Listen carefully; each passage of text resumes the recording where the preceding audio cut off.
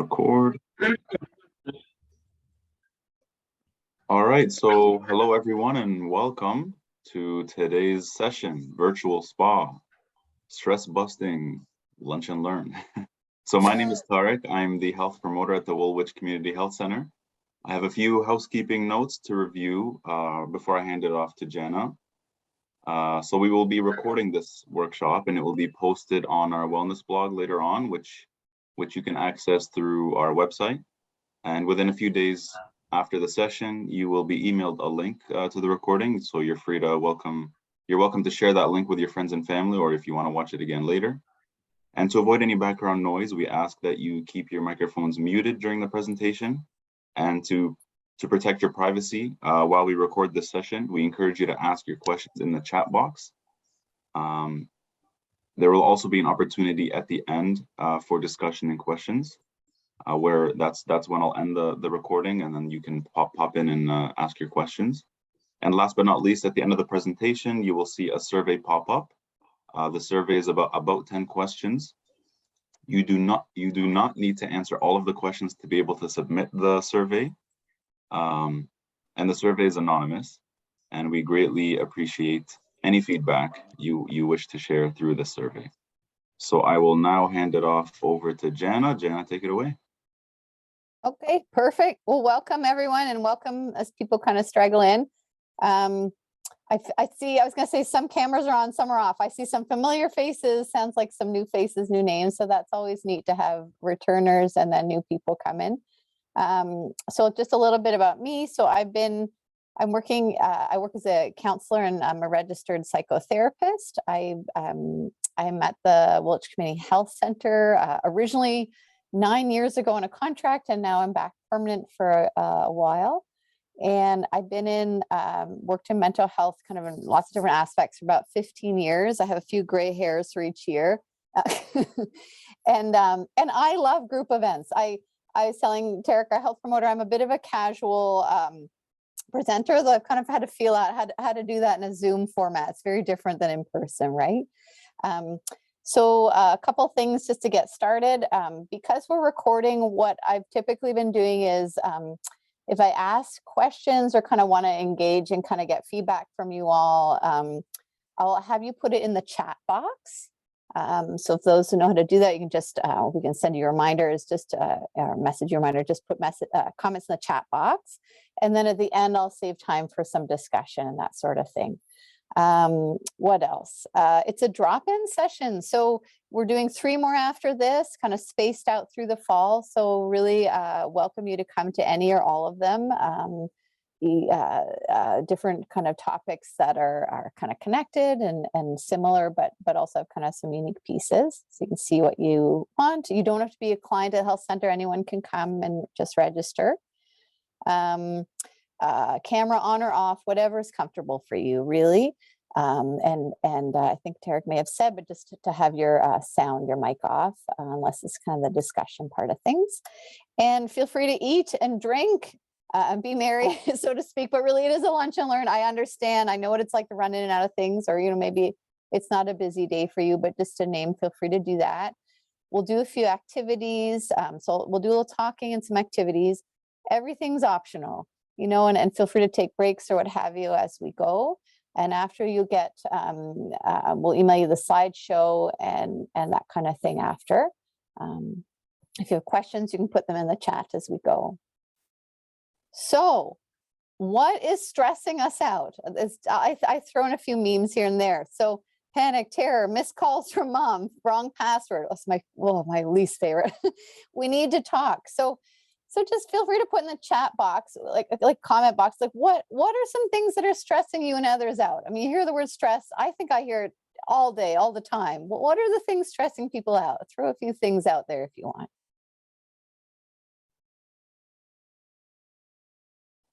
We got crickets so far. I used to think crickets just meant silence. Now my son, my 10-year-old, is a pet gecko. We have it eats crickets. So I think I have trouble saying that phrase anymore.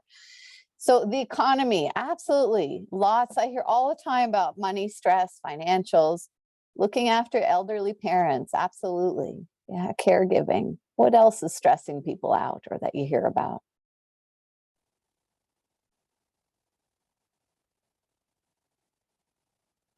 I know they're more. Calls not being returned. Okay, calls not being returned. Worrying about the adult kids. Yeah, so maybe parenting, different kinds of things. COVID, absolutely. That sort of added a whole wrench to our lives, right? Navigating a career change. Yeah. Other ones I hear all the time, work-life balance, managing work and family. I can't even think, there's so many I hear all the time. Unmet expectations, self-imposed deadlines. Absolutely. No one put our minions ones, what he has here. So yeah, lots going on there, right? And this is just, I think you've named a small number, so many things. So what I'm going to distinguish here, and we chat about next time, our wonderful physiotherapist, Bernadette Vansval, I hope I'm saying her name correctly, our last name, is joining us, and we'll be talking more about what kinds of activities calm your nervous system. So, but today we're going to start, this piece connects with it a little bit, looking at like what stresses us out and what calms us down. So stressor, this is a little kind of just detail-y piece just around thinking about what are the things that stress me out? What are the problems? What are the issues? So y'all just name many: COVID, career change, elderly parents, right? Those are our stressors. Or my 10-year-old son had to do a presentation today. So the stressor was the presentation, you know, but the internal ones can happen too. So my 10-year-old was a little bit critical of himself, right? So we can have internal stuff going on. And I'm just going to circle at the bottom. If you haven't heard of Emily and Amelia Nagoski, this is one of their books here. And in the resource section, I really recommend, there's a great podcast interview with them. But they really help look at this whole stress thing a little differently and science-based. And so what they say is one piece is the stressor, so my son's presentation. Another piece is the stress. And so that's more what happens in our nervous system. And so here we've got, is this a saber-toothed tiger? I don't know what this cartoon is, some kind of a wild animal. He or she looks a bit scary, right? And so what happens is when we perceive a threat, a lot happens in our nervous system. We go into, we call it the stress cycle, or fight, flight, freeze. And a lot changes really quickly. So that's the stress. So that's kind of neurological stuff, body stuff. That's the stress, so maybe I have an aging parent I'm caring for. So that's the problem, the issue, right? The issue I'm managing. But then there's all this stuff in my body. And what I found over many years, from personally and working with a billion people, is that often we're very focused on the problem. The thing that we're not always the most focused on is what's happening in my body. How am I calming or kind of completing that stress piece and finding calm in my nervous system again? And so more science is really looking at that lately, that we got it a bit wrong. Yes, we have to deal with what's happening with caregiving or financial stuff, or we got to deal with COVID, but we also have to deal with what's happening in the body. And so, the key piece is, again, to complete your stress cycle. Here's a cute little kitten cuddling a little stuffed animal. So, you know, there's lots of ways that we can calm our body down, our nervous system. One, affection, 20-second hug, that sort of thing is shown to calm our nervous system down. So I just thought I'd put a little cat in here. So my question for you is, how do you complete your stress cycle? How do you calm down? So not just dealing with the stressor, but in your nervous system, in your body. How do you move that out of you? Because I don't know about the rest of you, but for me, if I hold that stress in my body, it builds over time. I feel like a different person when I have that kind of chronic low-grade stress, high grade for a long time. So what do you do? So here we got our yoga person, and we got our, what are those? Cheese puffs, cake, ice cream, donuts. It looks really yummy, right? So let's put in the chat for a minute, the comment box, chat box, I call it both. Anything you want to put. What are some things that you do to calm your nervous system? You probably thought about this before, and what our series is going to do is look at this from different angles. How do you calm your nervous system? Our virtual spa.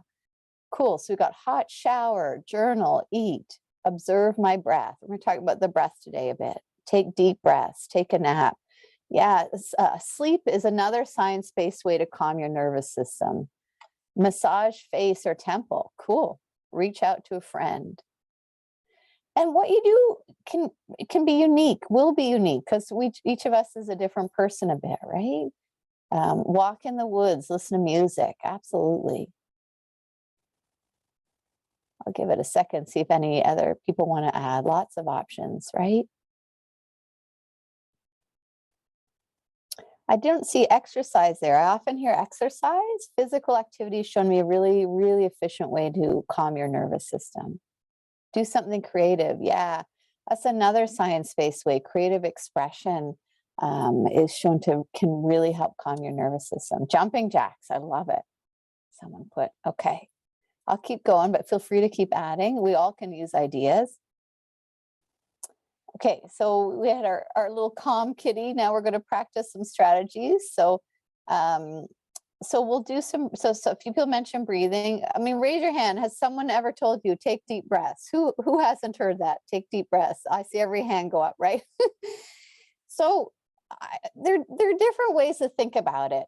I mean, most experts say it's about 5 to 10 minutes of deep kind of belly breathing is an efficient way to calm our body down. There are different ways to look at it. So I'm going to teach you a version. If you've done a class with me before, you may have caught one of these before, but for me, it's always review. Like I know in my head to deep breathe. Do I do it all day? No, right? So maybe this is a review moment if you've been in a class with me. So there are different ways. I'm just going to turn my camera back on so I can see myself for a second, just so I can. I'm going to step back, but I don't want to knock anything over. So what I want you to do, I'm going to see if I can get you. I'll show you my belly in a second. I'll exaggerate. But first, what I want to do is just on your own. If you want to put a hand on your chest, hand on your belly, kind of around your diaphragm. And just take a few deep breaths and just see, where is the breath moving? So is it more in the chest, more in the belly? Is it smooth? Is it shallow? Just notice, what's the breath like? Because this is kind of like a little way to gauge your nervous system, gauge your mood, right? So then what I'm going to get you to do, and I'm going to turn the camera down and exaggerate and show you, we're going to practice some belly breathing. Or diaphragmatic breathing. So your diaphragm is kind of under your rib cage right here, shaped supposedly like a life preserver, handy, gives you life. Breathing is good. But what we're going to do is just practice some deep breaths. There are different ways you can do it. I'm just going to exaggerate and show you. So I got all these cords and long hair, but I'm going to exaggerate. We just want to see if when we inhale, we can fill the belly, and exhale, bring it in. I'm exaggerating. Inhale, fill. And exhale, release. And so one way to do it is you can picture filling a balloon. Kind of filling your balloon. Another way you can do is kind of put your hands on your rib cage. This is, I know my massage therapist talks about, is put your hand on a rib cage and just see if you can kind of expand the rib cage a little bit. And my friend Penny, who's one of our counselors on the team, what is it she used to always say when we do a class? She'd say, mouth is for eating, nose is for breathing. So see if you can get the breath in the nose, if it's comfortable. It's supposed to help kind of for lots of different things, breathing through the nose. I'm a bit of a mouth breather. Do it works. And feel free to put any comments if you have questions as we go. If you don't feel it more in the belly. So the idea is kind of you want to feel the breath more in the belly, a little less in the chest over time. If you don't, that's normal too. It takes practice, this kind of thing. When you're sleeping, when you're really relaxed, when you were a little kid, you probably did this and do this naturally. So we're just kind of, it's like we're tapping our nervous system saying, hey, we want you to remember how to do this. So this is something your body naturally has done before. So let's just do a few moments. Just take a few breaths, see how that goes. Just see if you got any comments so far.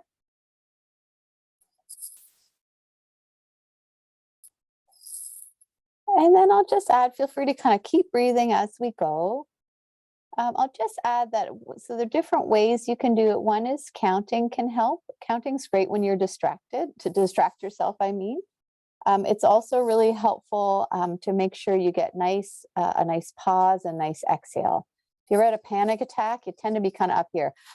up in the kind of puppy dog at the car window. We up here. So we really want to get a nice balanced breath. So one way is kind of inhale for 4 seconds or 3 seconds, let's say. Hold the breath for 3 or 4 seconds. And then so you do a nice long exhale, 8 seconds or maybe, about 6 seconds or 5. Do what's comfortable. But the idea is kind of do a bit of a longer exhale. So inhale, pause, and then a nice long exhale.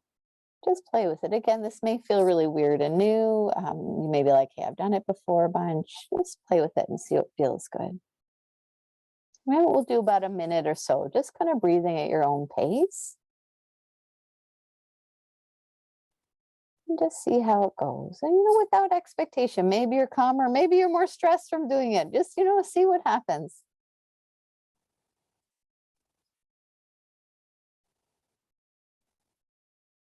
Just do another few breaths. How about?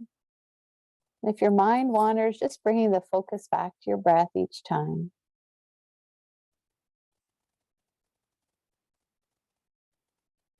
And just take a last breath. How about at your own pace if you want? It's all choice. You don't have to do the activities, just a reminder. Whatever feels good.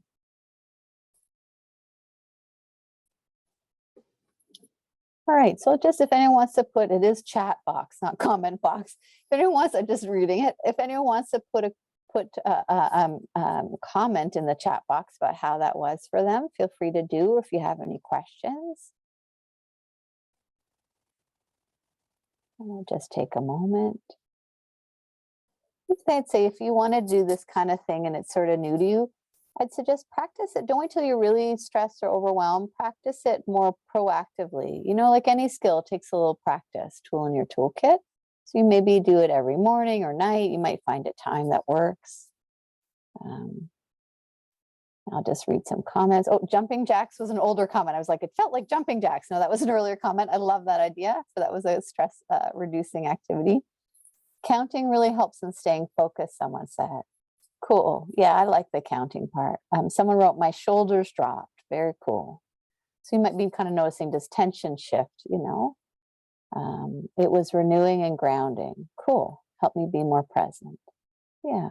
That's, if you're into kind of things that help you be more present, the breath can be like kind of an anchor, something to focus on, right?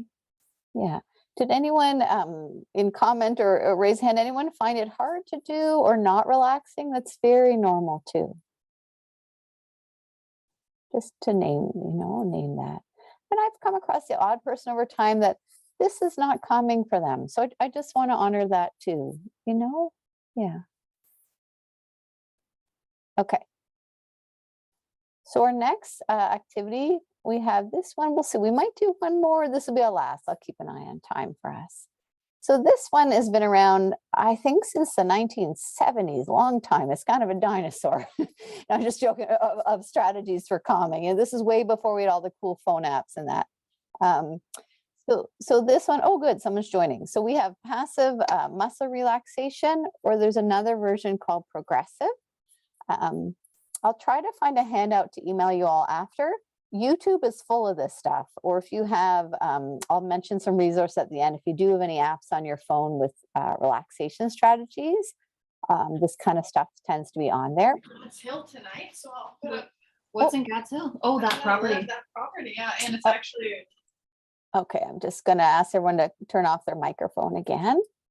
And I think I've got that fixed there. Okay, so passive muscle relaxation is like, I'll explain progressive first. Progressive, we tighten and release. We tighten and release things. Have you ever done that before? I can see all of you at the same time. And then another version is the passive. So then it's kind of like, just like it says passive, we're kind of just trying to kind of gently relax something. So we're not going to tighten first. We're just see if we can just kind of relax muscles, that kind of thing. So if you look around, there's different versions. I'm going to teach the passive one today. That one, especially if you have chronic pain or certain kinds of health issues, that one, it's just a gentler one to do. So I'll do that one today. So with this one, again, camera on, camera off, whatever works. So just so you can kind of get comfortable in whatever position you're in. And if you want to close your eyes, stare at the ground, what have you. And just, if you're sitting, maybe kind of get sort of an upright posture, something comfortable. We're just going to take a little time to just see if we can soften and release a little bit of tension in the body. I mean, who hasn't had body tension? This is part of life, right? So, but when we're stressed, like that guy in that earlier slide, like we tend to tighten up our body, So just so you can kind of get settled, stare at the ground, close the eyes, whatever's comfortable. And maybe take a few breaths. We were just doing our breathings. Maybe see how your breath is now. Just notice the breath. And then what we're going to do, it sounds a little odd, but we're going to kind of bring awareness to our feet. We're going to kind of notice our feet and kind of move throughout the body. So we're going to release a little tension. So maybe imagine almost kind of like I'm shining a flashlight all the way down my body to my right and left foot, or I'm kind of sending my breath there, and just see if you can kind of bring your attention down all the way to your feet. You might notice where they're touching the ground, or kind of the sock or whatever, the floor. And we're just going to just pay attention to the toes, the feet, all through the ankle. Just see if you can release a little bit of tension. So some different images work for different people. So some people like to kind of imagine the tension washing away, or inhaling and exhaling, releasing a little tension, or tension melting into the ground. Part of what we're after is unconsciously, without realizing it, we're often holding things a little tense. So just see if you can kind of just gently soften a little bit, tissue, muscle, all of that good stuff. And then we'll just kind of keep going up. So bringing the awareness from our ankles all the way our lower legs to our knees. Same thing. See if we can just soften and release. And work with the image that works for you. If you want to let tension melt into the ground, or wash away, or exhale it out. Just gently ease off any tension as best you can. If your tension was 10 out of 10 and you're at 9.5, that's still something, as best you can.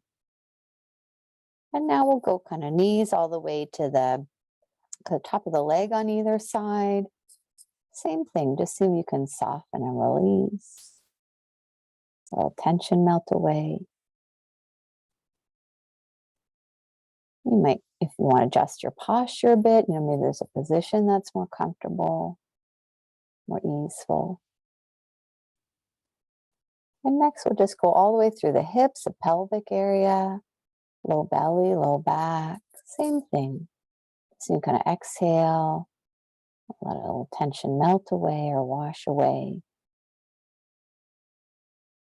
As we do this, you may start to get a little sleepy or not, or you might get a little cooler or warmer. Just sort of notice what's happening. And then next we'll move through kind of the mid-upper back, all the way through the belly, the chest, the heart. And the same thing, just so you can relax, even just a little bit. Let any tension melt away.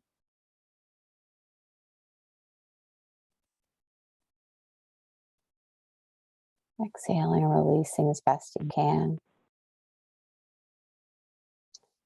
And next we'll just play with this. We'll kind of imagine just sending that focus or the breath all the way kind of through the shoulders and down your arms, all the way to your hands. Soften and release your hands and fingers, thumbs, wrists as best you can.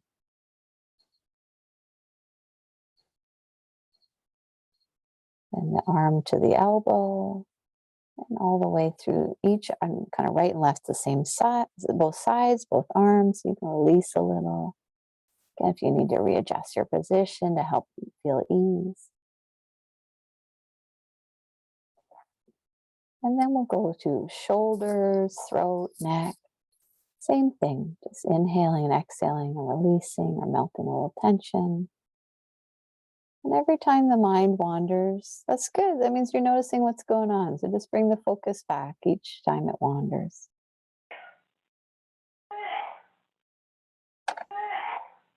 And then someone could just turn off their microphone there. And then we'll go through back of the neck, back of the head, sorry, kind of the hairline, all the way through the face. See, often we hold a little tension in the face without realizing it's eyes, nose, mouth, tongue. And just see if you can soften and release a little bit.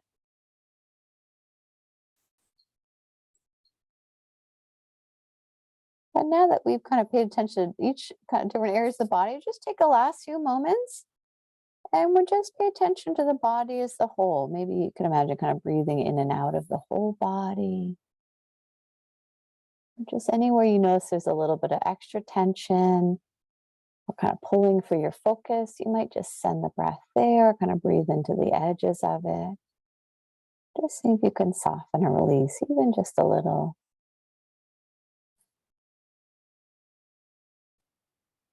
And just take the last moment or two. If anyone falls asleep, we'll wake them after.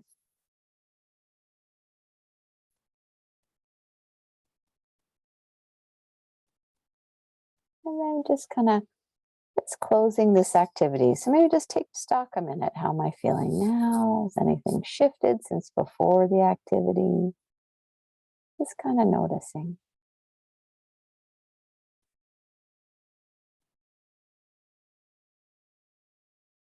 And then we'll just kind of take a few minutes as people are kind of coming back to here in the group, so to speak. Just if you want to put any comments in the chat about what was that like? What did you notice? Was it easy? Was it hard? We'll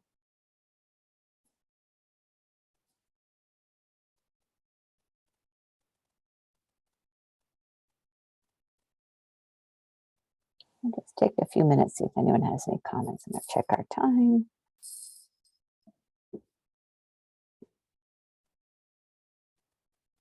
Okay, so someone said it was challenging to sustain it, hard to stay focused.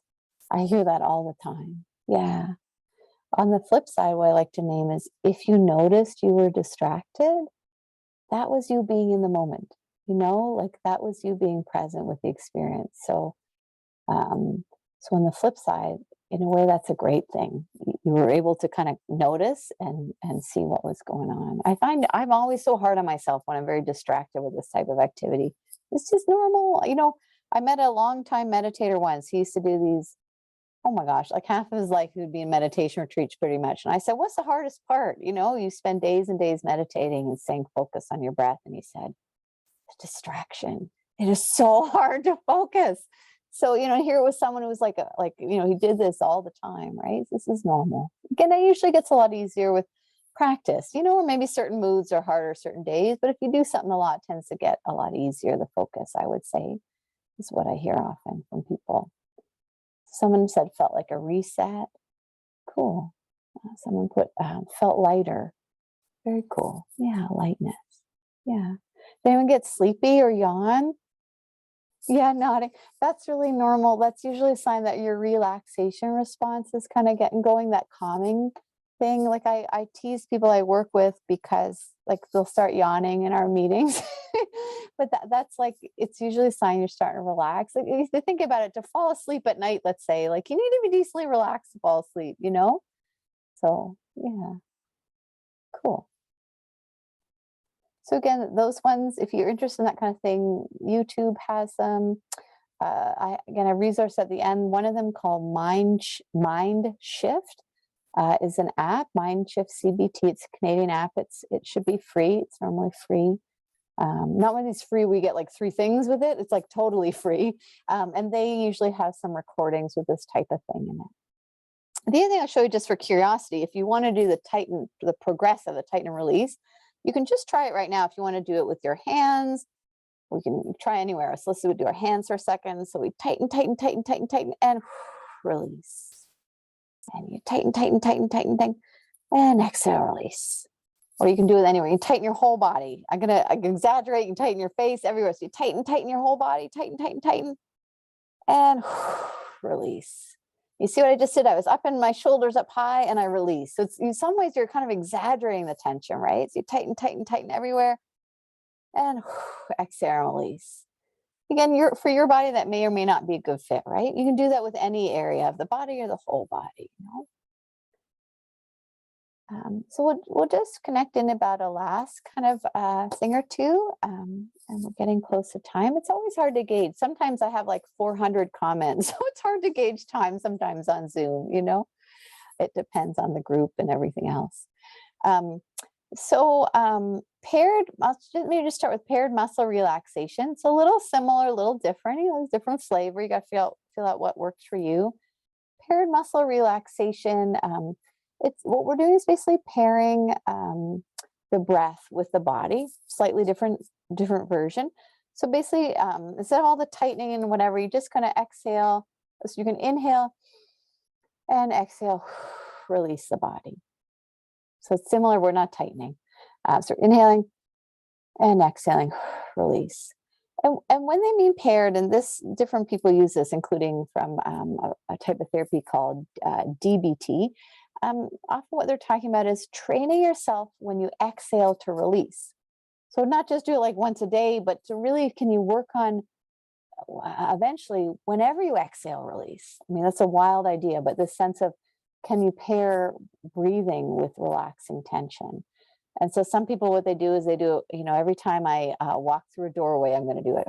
Or every time I wash my hands, you just pair it with some regular activity to try to train that physiological, that body response, right? Can I exhale and release, you know? So water dives. So this one is an interesting one, also from DBT, and other groups have looked at this. So does anyone find swimming relaxing? Cool water, diving, any of this kind of stuff? Summer's just sort of ended.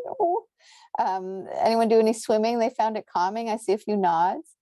So some researchers at one point looked at, or probably at several points, but the idea of the kind of the dive, mammalian dive reflex comes from this idea that research that looked at people who dive deeply in a cold water, their bodies relax very quickly. They shifted that stress response quite quickly. And so it's something to play with. Again, every flavor someone different likes, right? But the idea of can cold water be calming to your nervous system? You know, maybe I can't solve the caregiver issue in this moment. Obviously, I want to work towards the caregiver issue or the financial issue, but what do I do to calm down now, you know? So different ways to do it. You're welcome to go off camera and try. I feel like none of you will, but it's an option. So an option is to go splash a little water in your face, fill the sink with cool water, and kind of put your face in it. I used to have a client that do this in the sink doing dishes, would put their face in. Doesn't matter if you're that stressed, you do, it works, right? So just something calming, or you put water, a cool cloth on your hand. Another interesting play in not so much the dive part. Anyone ever heard of a strategy where you hold an ice cube till it melts? So this one is especially great for urges. Let's say I don't want to eat the whole bag of chips. I don't want to use that substance or drink 10 beers or do that text I'm going to regret. You hold the ice cube till it melts. And I tell you what, good luck thinking about anything else while you hold that ice cube. It's very intense. And the idea is most urges pass in 5 to 10 minutes. It's just kind of strategy to ride out an urge. You know, let's say I'm really stressed and I'm about to go do something that it might make my problems worse. So maybe you hold the ice cube, you know, again, it's not for everyone. Some people, that's their jam. It really works. You know, let's say you're quitting smoking, whatever it is, just to ride out that urge, or if the high stress is high, something to play with. Any questions or comments on those? Anyone ever tried the ice cube? We have so many cameras off right now from our activities. I can't see many of you, but okay. Someone wrote transference. Okay, I'm not quite sure what they mean, but you're welcome to add more. Yeah, if anyone else has comments. Feel also free to put in the chat if you have similar things that you try that work for you, you know? Okay, so what's your plan? So let's, you know, I find, you know, New Year's resolutions, things like this, they sound great, but it's really, the follow through is hard. Follow through is hard in life, isn't it? So especially when you're juggling a lot. So maybe just, if you want, we're going to take a few moments, and if you happen to have pen or paper, sticky note app on your phone, that kind of thing, or you want to type on your screen, just think about a goal or two, something small, doable, that you might want to do towards calming yourself or kind of managing stress, that kind of thing. As an idea, you don't need to use it as a SMART goal. I can't remember who came out with the strategy originally, but it's just kind of having try to keep your goal. I've got kind of the line at the bottom: specific, measurable, achievable, realistic, timely. Just something that's likely to happen. You know, if I say, yeah, I want to lose weight, okay, that's not terribly specific. How do I measure it? You know, how do I know if I've achieved it? Versus, I'm going to eat, I don't know, 3 more vegetable servings this week. That's pretty specific. It's pretty, sounds more doable. It's like I got a timeline. Just figure out what's kind of helpful for you there. I'll just read these last kind of comments and then we'll kind of go to it. Okay, so for transference, someone meant to change the pain. Transfer, absolutely, kind of to shift the emotion. And I think maybe they meant referring to the water strategies, the ice cube. Yeah. Okay, and someone else had just said how it's helpful. They've done kind of a similar experience. Very cool. So why don't we take a few moments if you want, and just think about a little goal. You don't need to share it with the group, anything like that. And I always think build on what you're already doing that's working. If you already know something that works and you like, stick with that or do more of it. You don't have to reinvent the wheel. Think about what works for you.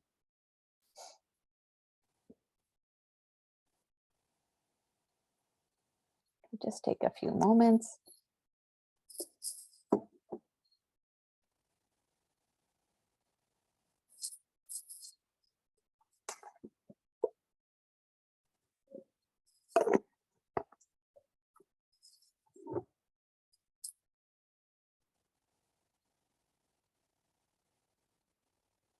And then as people kind of come up with an idea, you're welcome to add a comment if you want, just to, might give us others ideas or help others kind of be brave and think of things or speak up.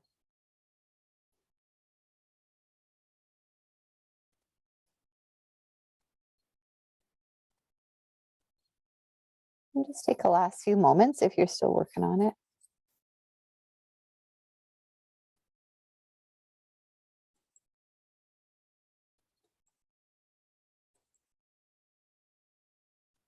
Okay, so just kind of wrapping up for now. You can finish more after, obviously, too. So if anyone wants to add, I haven't seen any comments yet, but if you want to add one, feel free.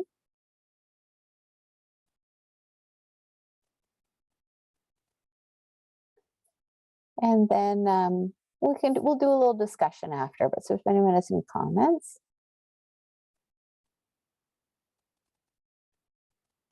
Okay, it's a quiet group. Okay, I'll take another few moments just in case. Okay, someone shared incorporate relaxation strategy to bedtime routine. Yeah, nice. And I like that's pretty specific, right? You're going to pair it. I'm not sure if you have a specific strategy, but just pairing it to a really specific time of day. I think for a lot of people that really works. Yeah, it'd be interesting to see. I find some people, if they do a relaxation strategy before bed or do a few things to calm, it can affect the quality of their sleep. Quite a few people I know over the years have shared that with me, and certainly a lot of sleep experts recommend that. Yeah. Exercise 1 hour 3 times every week. Y'all are rocking the SMART goals. Very achievable, measurable. Is it achievable? But that might be something to think about. Is that achievable? Is that a big change? Is that a little change? But super realistic sounding, achievable. You guys are rocking it. Okay. Any other strategies or goals, I mean?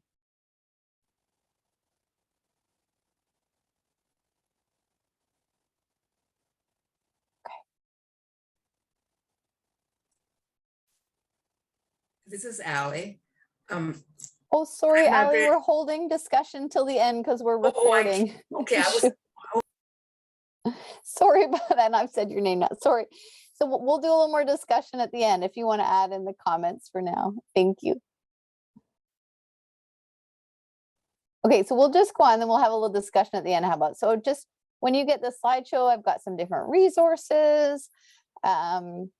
Let me look here if I can kind of circle anything that might be especially helpful. Here are some apps.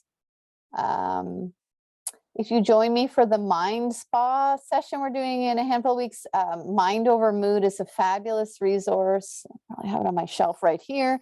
This is a fabulous resource, probably one of the best sellers, not a zippy cover, but for cognitive behavioral therapy or CBT, and it looks a lot at strategies for managing thinking, perception, critical thoughts, that kind of thing.